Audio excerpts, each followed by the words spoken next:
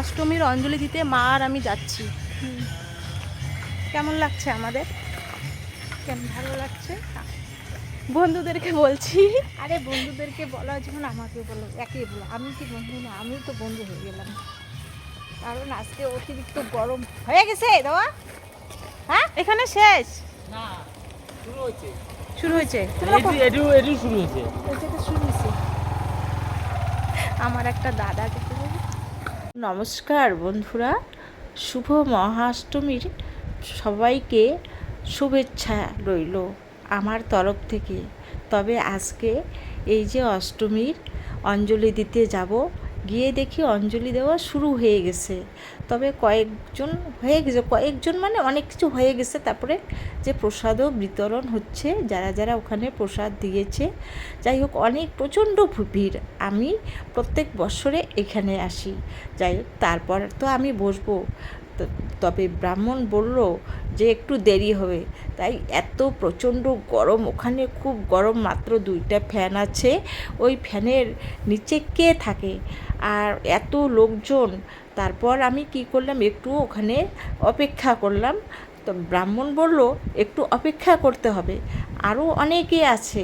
যাই হোক, এটা স্কুলের ঘর। আর এই যে আমার ভাগনা সুন্দর, আমি তো অঞ্জলি দেওয়া হয়ে গেছে, প্রসাদ দিচ্ছে। আমি আমার ভাগনাকে, ওই যে ভাগনার ছেলে আছে, আমার মেয়েও আছে, আর অনেকেই আছে পরিচিত। তবে বন্ধুরা, কত সুন্দর ভালো লাগে। আর কত সুন্দর মণ্ডপটা, এই যে সুসজ্জিত, সুন্দর। এখানে কেউ নেই, একদম ফাঁকা।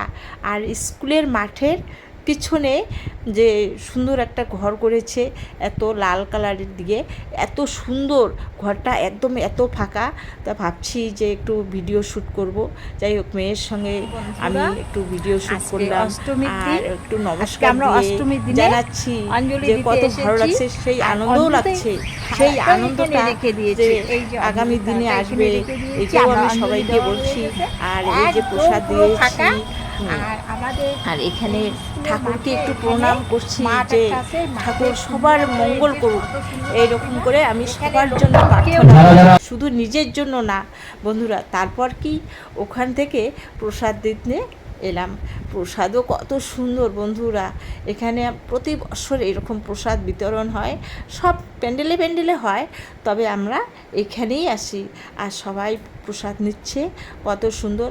আর যারা যারা এই যে অঞ্জলি দিয়েছে, প্রসাদ না নিয়ে যেতেই দিবে না এখান থেকে। তাই আমি প্রসাদ নিচ্ছি বন্ধুরা, এই যে কত সুন্দর প্রসাদ নিচ্ছি। যাই হোক, আমার ভিডিওটা তোমরা দেখবে,